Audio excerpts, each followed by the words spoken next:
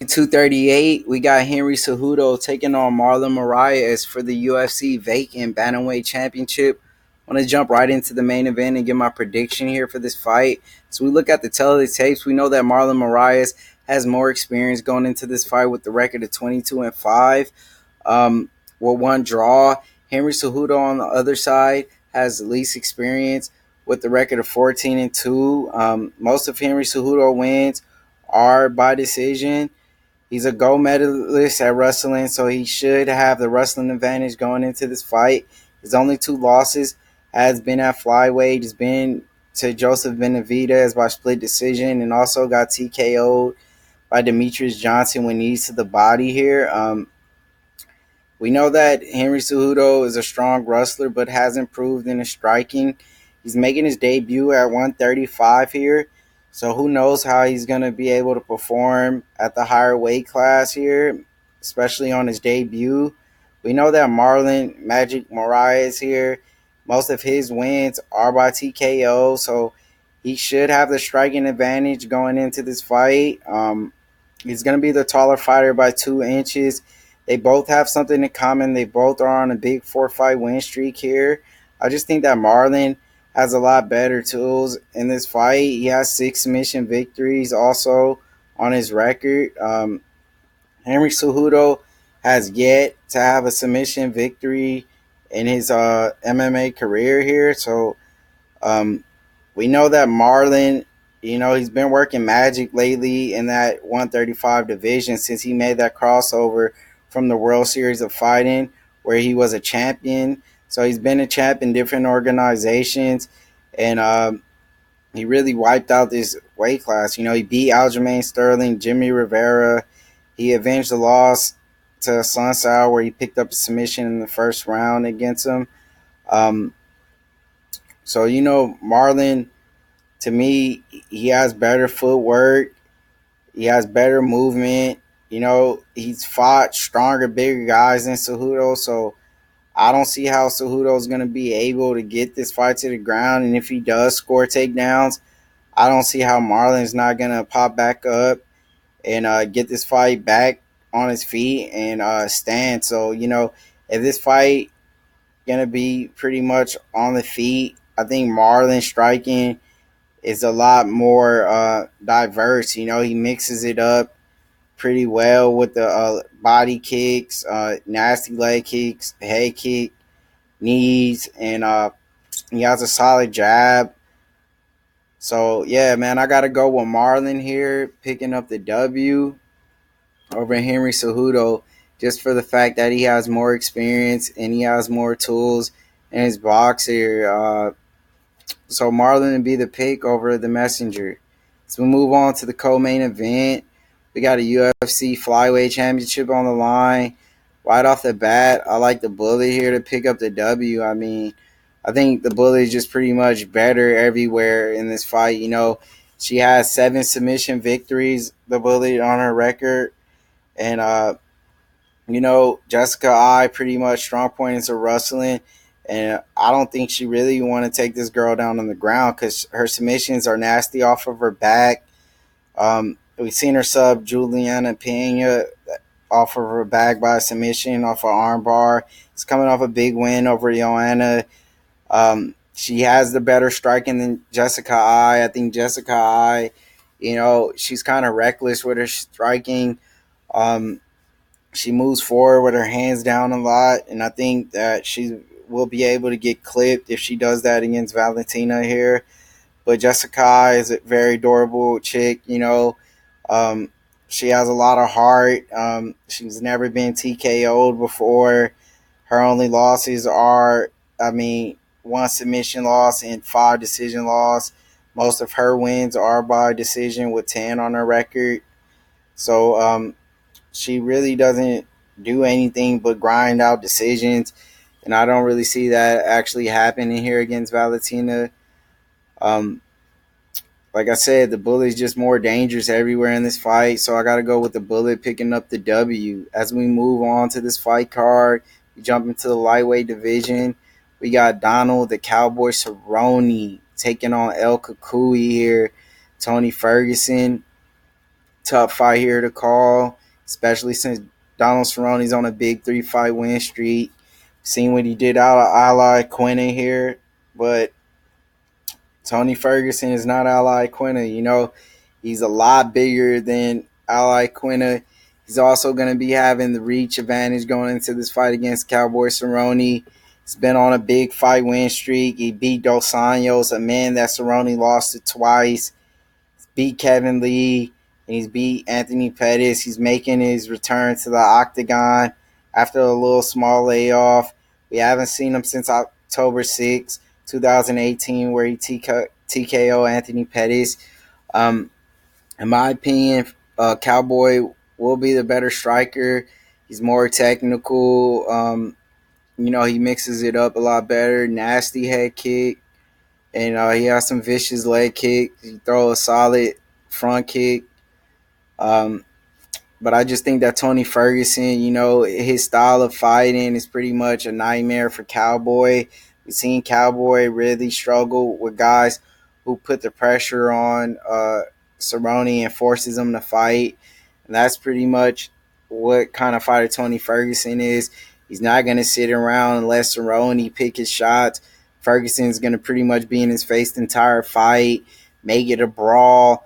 And that's pretty much what Cowboy doesn't want. Tony Ferguson loves to break his his opponents with his constant pressure. He has decent striking, and he packs some power in his punches. Most of Tony Ferguson wins are by TKO. He has 11 TKOs and 8 submission victories, so he mixes it up pretty well. He holds a W, like I said, over a former lightweight champ, Dos Anjos, who pretty much creamed, Cerrone 2 times. Like I said, Cerrone does have the better striking, but it's going to be hard for him to utilize the striking when you got someone constantly in your face. And I got to go with my boy Tony Ferguson, El Kukui, picking up the W here. As we move on to this fight card, we got Jimmy Rivera taking on Petr Yan. Jump into this bantamweight fight right off the bat. I like the Russian fighter. Yan picking up the W here, no mercy. I just think I was really impressed with his performance against John Dodson. The way he pressured John Dodson the entire fight, kept Dodson pretty much on his bicycle running pretty much the entire fight. And Yan, his striking is pretty much, I think, his strong point. Most of his wins are from decision. He has 6 decision wins and 5 TKOs. Jimmy Rivera, he really let me down in his last fight against Aljamain Sterling. He looked pretty gun shy, where he really didn't do anything in that fight. He got TKO by Marlon Moraes from a head kick. Most of Jimmy wins are from decision victory. He has 16 decision wins on his record. He possibly would be the stronger grappler going into this fight. Has solid wrestling, but he wasn't able to use it at all pretty much against Aljamain Sterling. Aljamain pretty much out-wrestled him. He has 2 submission victories here, Jimmy Rivera.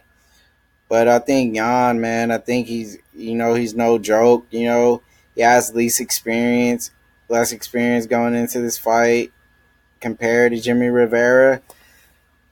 But, I just think that Yan, man, I just think he's no joke, man. I think he's going to be headhunting. He's going to try to get the TKO here against Jimmy Rivera. Jimmy Rivera is a shorter fighter. He's only 5'4". I think Yan pretty much be able to outstrike Jimmy pretty much this entire fight.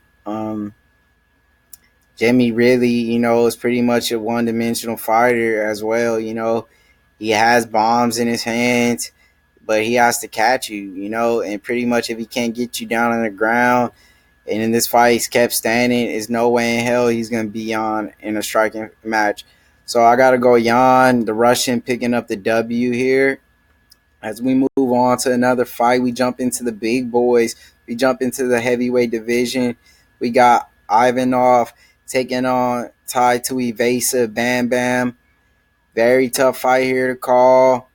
We know that Tuivasa is gonna have less experience going into this fight. Ivanov, whatever you want to call him, has more experience. He was a World Series of Fighting champion. He's competed in the Bellator promotion. He's fought in the UFC, picked up a big win against Big Ben Rothwell. Tuivasa is coming off his first loss. Got TKO by Junior Dos Santos. He only has a total of 11 fights here, so he doesn't have that much experience. And, you know, Ivanov mixes it up pretty well. He has solid submission victories on his record. He has a total of 6 submission wins and 6 TKOs. So, he has more tools in his box. Um, you know, like I said, he was a World Series of Fighting champion, which is now known as the PFL. And he picked up wins in Bellator as well. He's fought in 3 solid promotions. Tuivasa, he's pretty much known for his striking, packs some power, but he doesn't have that much experience. His biggest wins on his record are to guys like Andre Arlovsky, and he picked up a big solid win against, you know, Rashad Coulter. So his wins, are kind of mediocre, man. He really hasn't beat anyone, to be honest. Ivanov, to me, has fought the tougher competition. He's have the bigger names on his record, and you know, he should have the grappling advantage. He has 6 submission victories. Like I said, he has more tools in his box. Tuivasa hasn't even had a submission victory in his MMA career. So that's one thing that, Ivanov doesn't have to look for is, Tai Tuivasa trying to submit him. I mean, to Tai Tuivasa, he has ways to win in this fight. He has the reach advantage, stay out on the outside. He has the speed advantage, use the striking, and he should pick up the W. But I just got to go with the fighter with more experience, the guy who's fought in the bigger promotions, who's fought all over the world. And I got to go with Ivanov picking up the W against Tuivasa here. As we move on to another fight here, we got the women's strawweight. We got Tatiana Suarez. I already know I got to go Tatiana right off the bat, man. I think she's going to be the future champion here. She's taking on Nina here. Nina's on a big 4-fight win streak where she beat Claudia Gadeja. And, that's a big win on her record. Claudia fought for the title 2 different times. So, that's a big win on Nina's resume here. But I got to go with the younger Californian fighter, Tatiana Suarez. I think her wrestling is going to play a big role. I think she's going to be able to get the takedown and pretty much grind out a decision here. Nina is by far the better striker, though. But I don't think she's going to be able to utilize her striking against a high-level grappler like Tatiana Suarez. I think Tatiana's wrestling, her pressure is just going to be too much here. So we got to go with my girl, Tatiana, picking up the W. As we move on to another fight on this card, we jump into the bantamweight division. We got Aljamain Sterling, the best chain in the game. Aljamain, Funk Master, taking on Pedro Munoz, the young Punisher. I like Aljamain Sterling here to win this fight. I mean, if he fights the same exact way that he fought against Jimmy Rivera, man, it's going to be a tough time beating this guy. I mean, he just wasn't there for Jimmy to hit. He's staying out on the outside, using his footwork, keeping his fighter at range, dodging shots. He really impressed me. He's really showing me that, that he's going to be a champion one day. Aljamain Sterling, He hold a big 35 win streak now. Most of his wins are by submission. He's a strong wrestler. He out wrestled Jimmy Rivera pretty much that entire fight. He outstruck him. He used his range and he used his reach. And he's gonna be able, if he's able to do that here on this fight, I don't see how he's not gonna be victorious or pretty much lose another fight. I mean, Pedro Munoz, he's the older fighter. He's the Aljamain's gonna have the reach advantage going into this fight. They say they both have them at 5'7" each, but I'm pretty sure Aljamain is a taller fighter. Pedro is probably 5'6" on his best day. Let's be real here. Pedro, though, he's on a big win. They're both have something in common. They're on a 3-fight win streak.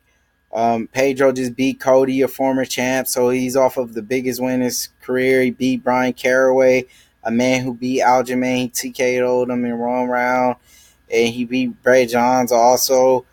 But I just think Aljamain is going to be the faster fighter. He's not going to be there to get hit. I think he's a better wrestler, in my opinion. Um, yeah, man, I just like Aljamain to pick up this fight here. Pedro Munoz, you know, I think he's going to be the slower fighter here in this fight. I just think Aljamain's not going to be anywhere for Pedro to catch him, man. I think Aljamain's just too quick on his feet, good footwork, solid striking. He mixes it up pretty well. He has a solid jab. He throws down the pipe with the leg kicks and the front kicks. And Aljamain should pick it up. So I got to go with the best chain in the game, Aljamain, Funk Master, picking up the W. As we move on into the women's strawweight division, we got Carolina taking on Alexa here. We know that Carolina is coming off of a 2-fight losing streak, and Alexa is on a 1-fight loss. So she's trying to come back and get a W here and get back in the winning column. But I think Carolina should pick up the W here. We got to go Carolina. Um, she by far fought the better competition. We seen her fight the Karate Hottie where she just came and lost. And she lost to Jessica Andrade, our current champ. She holds wins off of Felice Herring. And she pretty much fought the best of the best. She picked up a win over Rose Namajunas, a former champ.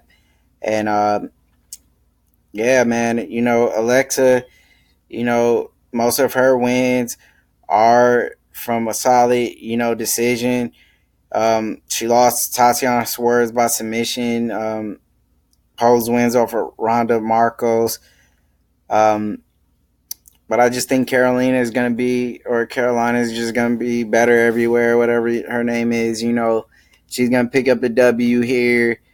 And that's why we got to go Carolina getting the W here. As we move on, we got the UFC featherweight division. We got Ricardo Lamas taking on Calvin Kattar here, the Boston finisher. I gotta go with Calvin Kattar getting the W. Seen him pick up a big vicious victory, TKO over Chris Fishgold. He has a lot of hype around him. He's the younger, fresher fighter going into this fight by 6 years. He has a little bit less experience going into this fight against Lamas. We've seen him lose to Moicano, but he beat Shane Burgos, where he TKO'd him, another prospect. Lamas, he's 37 years old. To me, he's pretty much on his way out. And Calvin Kattar is going to be the perfect guy pretty much to send him on his way out. Don't get me wrong, Lamas, he has more experience. He has ways to win in this fight. Most of his wins are due to decision. He came off a big win over Darren Elkins, but he lost to Bektik and Josh Emmett. I just think that Calvin, like I said, younger, fresher, got a lot of hype around him. He beat Chris Fishgold in a nasty TKO. And I could possibly see this happen in the same way here against Lamas, man. The bully, he's been around the sport for a long time. He's a crafty vet. but sometimes you just gotta know when's enough, man. And I gotta go with my boy Calvin picking up the W here. As we move on to the fight card, we jump into another women's strawweight fight. We got Angela Hill versus Ayan Yan. Um, Very tough fight here to call. Angela Hill overkill. It's coming off of a win here. And Yan is on a big win streak here. She's 10-1. Um, Angela Hill's gonna be having more experience going into this fight. She's been active. She just beat Jodie Esquibel by a decision. But we know that most of her Angela Hill losses are the decision. Her takedown defense isn't the best. Uh, so if this fight hits the ground, Yan should be able to pick up a W here, but um, she doesn't have any submission victories on her record. So we don't know if this fight is going to hit the ground or not. If the fight stays standing, Angela Hill should be the better striker. And she's more technical. She does have solid striking, but she doesn't have a lot of power in her striking. She's just more of a high volume striker. Um, she's not, she's not a very good fighter to really risk a pick on. Um, with that being said, I just got to go with the girl with the big win streak. A lot of hype around her. Eventually, I hope to see her get the fight down on the ground. And if she does, she should pick up the W here. I got to go with the Chinese fighter. Yeah, I'm picking up the W over Angela Hill. As we move on to the fight card, we got Bevan Lewis taking on Darren Stewart here. We know that Darren Stewart is going to be having, more experience going into this fight. He's from England. Total of, he's 9-4. And Bevan Lewis just has a total of 7 fights. He trains at Jackson Wink MMA. So he's getting tons of help out there, training at pretty much the best facility in all of MMA. He trains, with guys like John Jones and Holly Holm. He's coming off of a loss to Uriah Hall, but before that, he competed in the Dana White Contender Series, where he picked up a big TKO. He's also competed in the LFA. He's 6-1. Most of Bevan Lewis wins are by TKO or decision, tied at a 3 apiece. Darren Stewart, he's a solid fighter. Most of his wins are by TKO. He has powers in his hands. He has decent striking, but his downfall pretty much in his weak points of MMA is pretty much his submission defense. He has 2 submission loss and 2 decision losses. He got knocked out pretty bad by Edmund Shabazian. But before that, he was on a 2-fight win streak. He beat Charles Byrd and Eric Spicely. But I just got to go with Bevan Lewis here. I just think that he's going to be the better grappler. He should be able to get this fight down on the ground. He's the taller fighter with the small reach advantage. He has a 5-inch reach advantage going into this fight. So that could also play a big role here. Like I said, he's training at the best, pretty much the best training facility in all of MMA at Jackson Wink. I got to go with Bevan Lewis here to pick up the W. But like I said, Darren Stewart has stuff to take down. He has more experience, be able to throw strikes. He should be able to get the W and get the knockout. But Bevan Lewis, he has a lot of hype around him. Big wins on the Dana White Contender Series. So, we got to go Bevan Lewis getting the W. As we move on to the UFC bantamweight fight, we got the return of my boy Eddie Weiland taking on Popov here. Don't know too much of his opponent here. He's from Russia. He's 14-2. He has he's up there in age. He's 35. Weiland's going to be 1 year younger going into this fight. Weiland's going to have, more experience going into this fight. being 23-13. Um, he's fought pretty much in the WEC, has tough fights in the UFC. Um, I just like Eddie Wineland, man. I just think his experience is gonna play a big role fighting under the high level competition, fighting under the big lights, uh, being able to see a lot of things in the fight game with so many fights compared to pop off here. I just got to go with Eddie Wineland picking up the W. So we go Wineland. As we move on to the fight here, the first fight, the last card I'm going to be breaking down, we got Scotland's finest, Joanna Calderwood, taking on Caitlin, the blonde fighter here. I really like the girl from Scotland, man. I just think her striking, is by far the best in the women's, flyweight division. Um, the blonde fighter, she's a tough girl. She's coming off of a loss, but they got her they got her here at 5'9", so she's gonna be the bigger girl going into this fight, um, with a small reach advantage. But Calderwood, she's been fighting in the UFC. She's fought the best of the division. JoJo, you know, she's fought Cynthia Cavallo. She fought Jessica Andrade and Rose Namajunas. Cynthia Cavallo. So, yeah, and her striking to me is her strong point. Most of her wins are to decision, like most of these girls.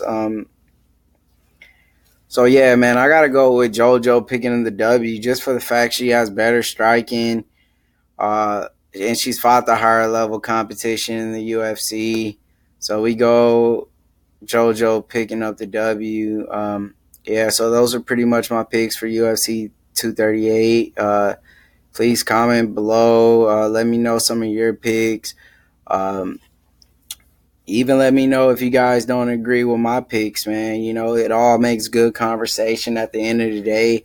I'm not a guy to really get all in my feelings about, placing picks. They're just picks. You win some, you lose some. That's just the love of the game. You can't win them all.